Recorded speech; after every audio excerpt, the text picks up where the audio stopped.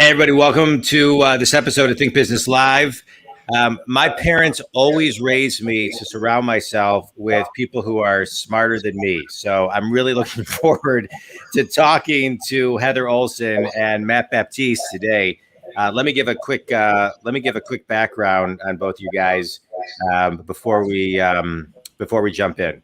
Heather, Matt Baptiste. Managing director at Berkadia Affordable Mortgage Banking, brings close to 2 decades of commercial real estate experience to Berkadia, focusing on loan originations through Fannie, Freddie, HUD, private debt funds, extensive affordable housing experience, structuring complex finance deals. And Heather, you are also a managing director specializing in affordable housing debt originations with a focus on developments that utilize low-income housing tax credits and tax-exempt bonds, and directly involved in over $1 billion of loan financing from various capital resources. I would say a majority of people don't even understand what we just said, but the people. Hold on, I just want to fix one thing real quickly. Hold on, I'm getting a little. There we go. Can you hear me now? Okay, there we go. Yep. Anyway, so let's dive in. So let's, Sure. You guys have such cool backgrounds. Heather, maybe we can start with you. Talk a little bit about, give us a Reader's Digest version of how you got to where you are today.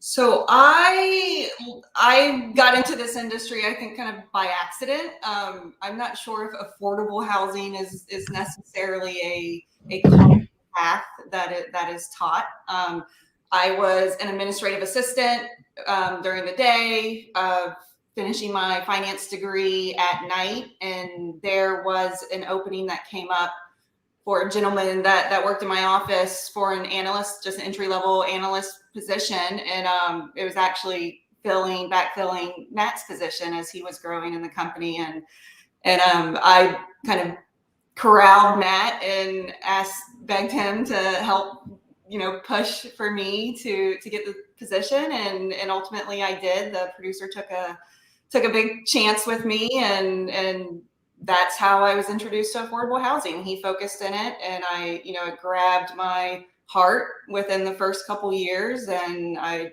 had just busted my ass to learn everything I could, and here I am. I love it. I want to dive in for a quick second before we move over to Matt, because, I hear a lot of people say in a lot of different industries, I fell into this by accident, but there had to be something that when you started diving into it, it felt in alignment to what you were doing, and so, because I'm sure there could have been a lot of different things, but something that wasn't in alignment may not have resonated. So what was it about this field that really resonated with you to keep on, pushing forward? My love for real estate came from my father. He's always been in the industry. And so, growing up and seeing his just true love for it, I've always kind of wanted to emulate my dad. And so that was my first introduction and how I got pulled in. And I was just always really good with numbers. That's what made sense to me. So kind of this analyst role in the beginning helped me marry both of those things together. And then once I grew into it more and really seeing how critical of a piece it is on the finance to bring these affordable developments to fruition, and you really are, this is our career, this is how we make money, but we're making a difference in the world. Yeah, I think making a difference is so important. It's so funny how I love hearing people's backstory, because you get to kind of hear how just even through osmosis, your father was a big impact, and, helping you kind of shape, it happened to me too. I mean, I can point to many things that my father and mother did that got me to where I am today, where I am right now. What's one piece of advice that your dad would give you today where you are in business as you sit today? He would tell me to always do the right thing. Always do right by people. Yeah. Good. I love it. There was on the news yesterday, there was a piece on CNN that when you talk about making a difference, a woman was in Vegas about to be evicted, and CNN ran a story about the hardships that she was going through. And yesterday, when I watched it on CNN, there was a GoFundMe account that was at 87,000, and as of this morning, it's at 193,000. And so I think the world is in a mode right now, and I'm bored with to make a difference. So thanks for that. And I just want to say too, before I move over to you, Matt, you guys, the two of you work together, work individually, but you also work as a team. And so, Matt, give us your Reader's Digest version of how you got to where you are today. Yeah, sure. And before I get into that, I got to say, so Heather gave some context on her getting into the role that she was in. The gentleman that hired both of us, and she kind of filled that role. I remember in his retirement party, he said that was probably one of the best decisions he's ever made. So Heather has done well, by him, and she has worked very hard to get to where she is today, and it's been great to watch. And like you said, it's good to surround yourself around people that are smart and that are going places, and she's definitely doing that. So glad to know her. And so to your question about, I guess, my backstory, I would have to say it has to do with my parents, just kind of like what we were talking about. My parents are immigrants from the Caribbean, the island of Grenada. They came to the States in the 70s, and they came to the States with nothing. And I watched my parents work a 9-to-5 and what I call a 5-to-9. They had a 9-to-5 job, and in the afternoons, instead of coming home, they were acquiring small apartments in our neighborhood, residential homes, and they would, put sweat equity in. They would paint, they would clean, whatever they needed to do. And so just observing my parents and watching them be able to achieve the American dream, per se, and actually sit in the shade today, looking at them, 20 years back and saying, hey, man, this is what they have accomplished has been impressive. And I remember when I graduated from college, moved to DC, my father gave me some really good advice, which was, he said, son, you do not have any real responsibilities right now. Take this time to really think through what it is you want to do, what it is you think that can be enjoyment to you. There are so many people that work 20, 30, 40, 50 years at something that they do not enjoy, and you don't want to go down that path. And for me, I just saw my parents invest in real estate, and I thought that was, probably something I could enjoy, watching them rehab properties and so forth. And I started looking into real estate and realizing that there's a whole other world outside of just, buying small rental homes. And so I started at Deutsche Bank probably about 20 years ago. And from there, I got into the lending space. And we were at CW Capital, where Heather and I was, and I've been with CW Capital / Walker & Dunlop for probably about 14 years.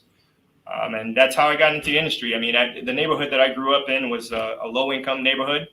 And I think I gravitated to this side of the business, being able to figure out how I can be a solution to help people provide quality housing, safe housing that's needed. So that I would say is probably my backdrop into how I got into the industry. Yeah, I love that. I love that story. I want to talk about your dad's advice about taking time, because I love it on so many levels. One of my favorite quotes is "Success without fulfillment equals failure" by Tony Robbins. Yep. I feel like I have always moved towards fulfillment versus anything else.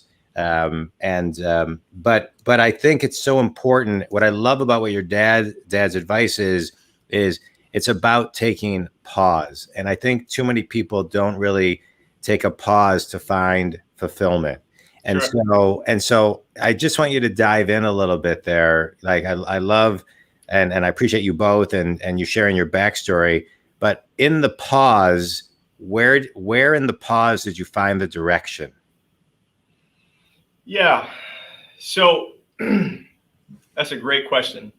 We only ask great questions here, Matt. Yeah, I had a business degree, and I remember at that time, the reason he gave me that piece of advice was I could not find a job. I was applying to every business application I can, and I just was not getting a response. And so he saw that I was, getting stressed, and he said, "Hey, rather than you just, throwing your resume out to every single opportunity that's out there, narrow it down."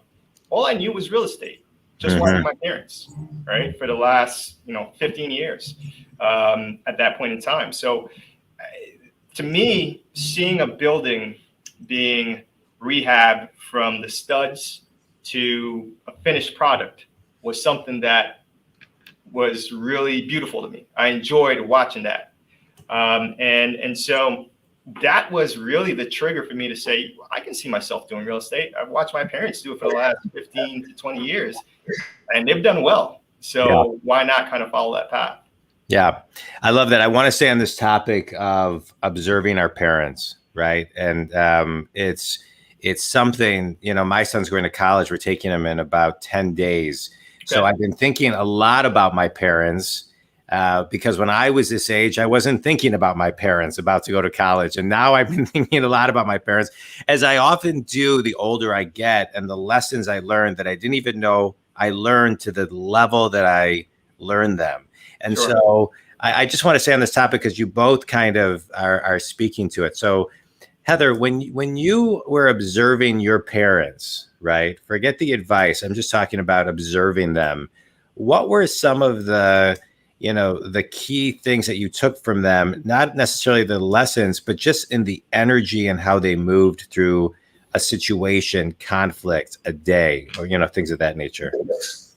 I don't think I ever took that pause to reflect back on my parents and their influence and how they navigated until I became a mother. Uh-huh. I can say with certainty, I don't think I appreciated them until I became a mother, as I should have. And now looking back on it and seeing the same traits that I have, that I've received from my mother, my drive, I won't take no for an answer. It's amazing. It's amazing seeing how much you are shaped by your parents without realizing it. My parents have been married for over 40 years.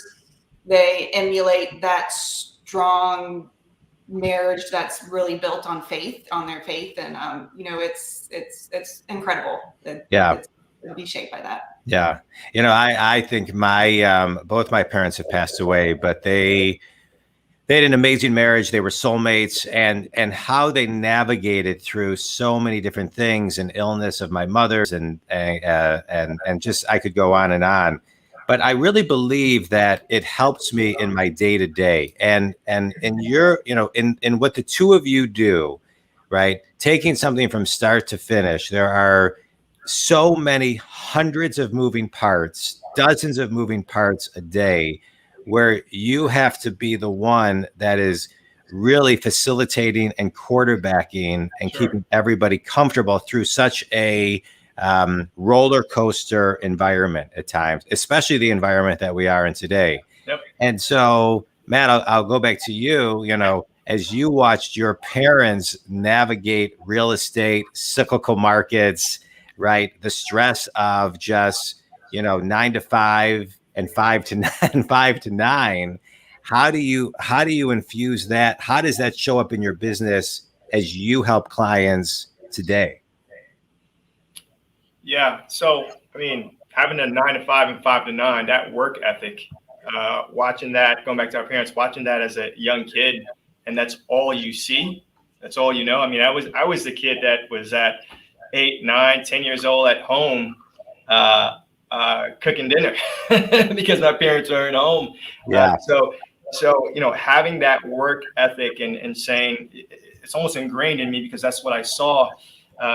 I can be able to take challenges today and understand, hey, as long as I work hard, as long as I put one foot forward, just take the next step, I'll figure out, the long-term solution, but I got to at least take the next step. I think that's one of the biggest things I learned from them. Always take the next step. Yeah.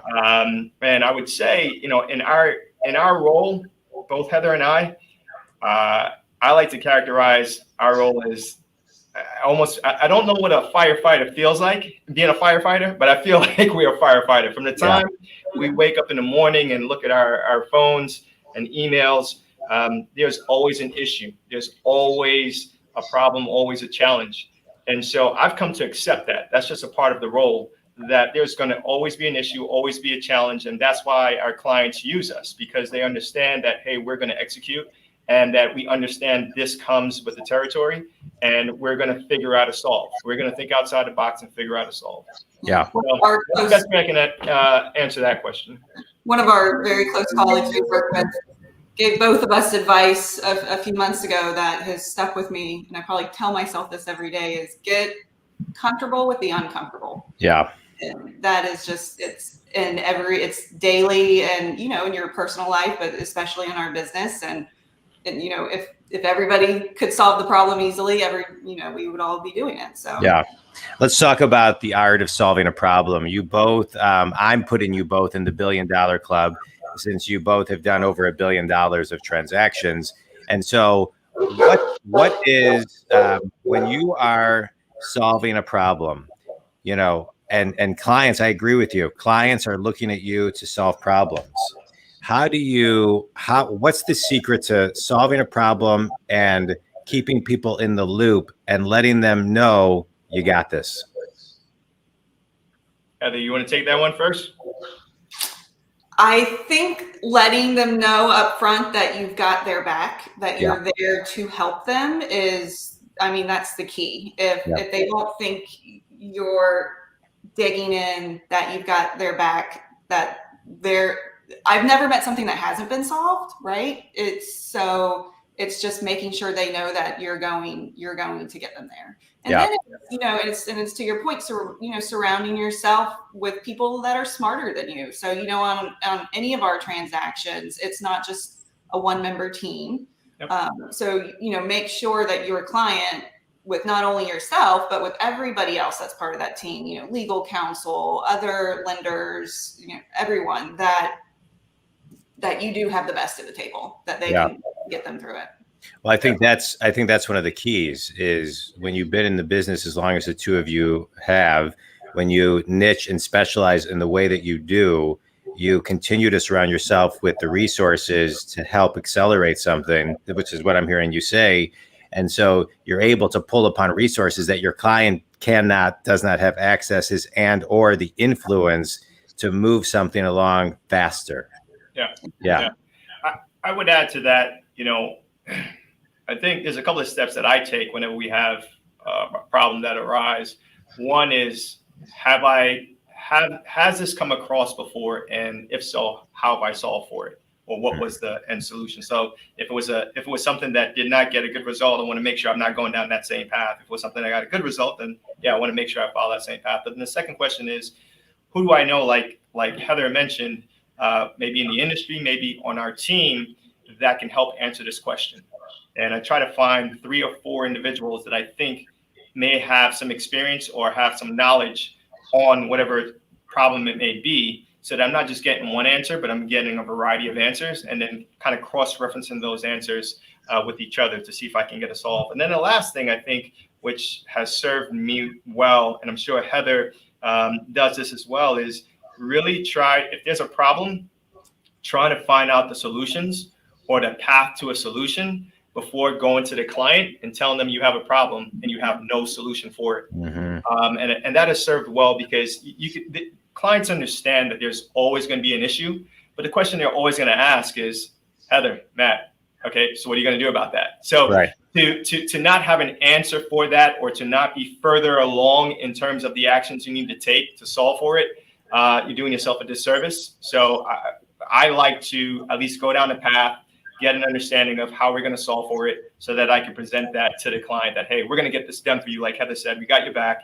This is going to get solved for, and here are the steps that we're going to take to solve for it. I love it. Heather, any additional thoughts on that? No, it just reminds me of I had an extremely complicated bond deal that closed within the last couple weeks. I remember the client gave me a call that had some last minute huge hurdles to overcome to get there. And he called me and said, I'm just so thankful I'm not the only one having to jump through hoops. He just appreciated really us digging in and, finding that solution for him. And he didn't feel like he was on an island alone. So. Yeah. Yeah. What I love about what the two of you do is it's you really can't be a do-it-yourselfer and get the type of results that you two can get for a client. Before we go into a quick speed round, tell everybody, I know you work individually and as a team, tell everybody who your ideal clients are and how they can connect with you, and then we'll do a quick speed round. Sure. Heather, Matt, you start. I've been going. Sure. So our typical clients are affordable developers, apartment owners of affordable properties by way of they may have some level of Section 8 assistance or low-income housing where tenants qualify by way of rental and income qualifications or workforce housing. So typically our clients are apartment owners that are investing in that space. They are developers that are either building it from a new construction or rehabbing an existing property that needs some level of rehab to provide better quality housing for the tenants there in low income housing areas throughout the country. So a lot of my clients are really scattered from the West Coast, Seattle and LA to New York. And we really go wherever they have properties in their portfolio. So we lend across the country. All right, good. Great. And how can people connect with you, Matt? Yeah, so I'm at Berkadia, and you can go to the Berkadia's website, Matt Baptiste at Berkadia, and you will get my contact information there. All right, good. Thanks, Matt. Heather, ideal client and how they can connect with you. Yeah, so I mean, same as what Matt said. I would just add on to that. We work extensively with housing authorities, the private and a lot in the nonprofit sector also. And as he mentioned, we are nationwide. Matt's based in Atlanta. I'm down here in South Florida, but our focus is throughout and Puerto Rico. So I love it. All right, guys, this has been great. Quick speed round. You ready? Sure. All right, Heather, we'll start with you. Best piece of wisdom you've ever received. Best piece of wisdom I've ever received. Oh gosh, I'd have to think about this one. Best, I don't know. Work harder than everybody else. That's a good one. Matt, how about you? Yeah, it's not business related. It's actually marriage related. And it was lower your expectations. Whatever you think marriage is, you need to lower your expectations and you'll be okay. You have high expectations. Yeah, you're probably going to have some more challenges than you need to have. Yeah, that's good. I think that applies in so many areas of life and business. All right, next question, Matt. Favorite book and why? Favorite book? Man, I'm a big reader. So I would say probably Think and Grow Rich, Napoleon Hill would be probably number one. Second will probably be Atomic Habits, which is a recent book. Read probably about 2 years ago. I'm a big fan of that one. Okay, good. Heather, favorite book? I'm looking at all my books back here, figuring out which one's my favorite. There's a Jimmy Buffett novel that I just love. Yeah. It's completely not work related at all. I would say, I'm a big reader, not as big as Matt. I know Matt reads almost daily, but so I don't have just one to pick. All right, Jimmy, that's good. All right, finish this sentence. Heather, one thing everybody needs to do to find the pause, to find fulfillment is? Step outside and breathe. Yeah, that's a great one. That's great. Matt, same sentence. The first thing that comes to mind is just think. I think a lot of times people really just don't take the time to just sit down and just think.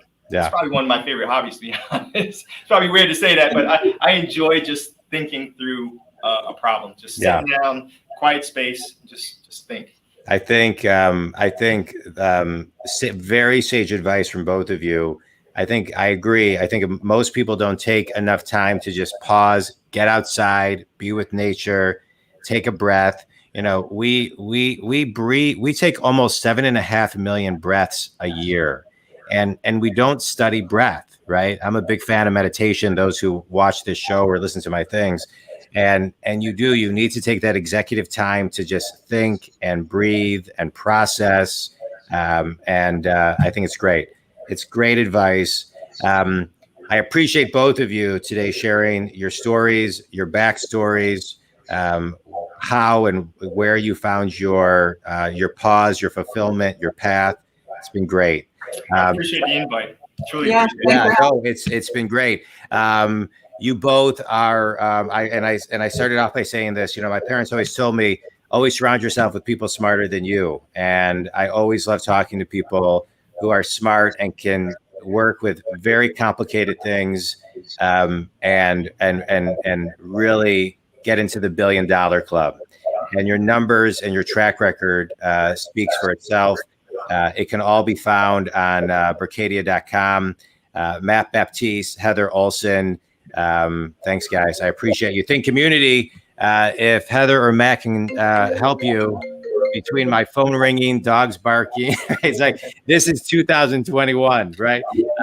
It's been great. I appreciate you. Yeah, Can I Matt. say one last thing? You asked about books. I read your book about 3 weeks ago, which I shared this with you. It was a great read for those who haven't read it. The Think Big movement.